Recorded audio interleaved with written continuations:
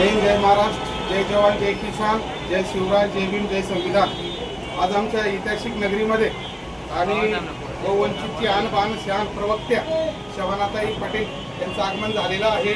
आम्ही सैनिक परिवाराच्या तर्फे त्यांचं बिलकुल अतिथी देवो भव आदरपूर्वक करतो आणि त्यांच्या हातून ही बहुजनांची जी सेवा घडते ती निश्चित रूपी कौतुकास्पद आहे।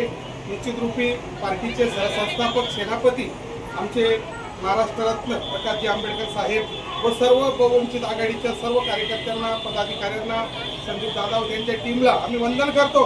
सत्याला साथ आणि अन्यायाला घरी जाऊन लाथ हा आमचा शब्द असेल बहुजनांचा। निश्चित रूपी बाबासाहेबांनी सांगितलं आहे की जुलूम करने वाले से जुलूम सहने वाला ज्यादा गुन्हेगार होता है। जर आपण हा जुलूम सहन केला तर निश्चित रूपी आपण गुन्हेगार आहात। मी चाळीसगाव तालुक्याच्या शोषित पीडित बहुवंचितांना एक सैनिक होण्याच्या नात्याने वंदन करतो की ताई आज सर्व सोडून एवढ्या टेम्परेचर मध्ये चाळीसगाव नगरीत आपला न्याय मागते। मग तुम्ही का झोपलेले आहात का?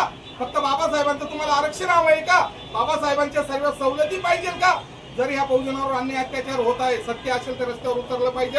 एवढंच मी सर्व चाळीसगाव तालुक्यावासियांना वंदन करतो।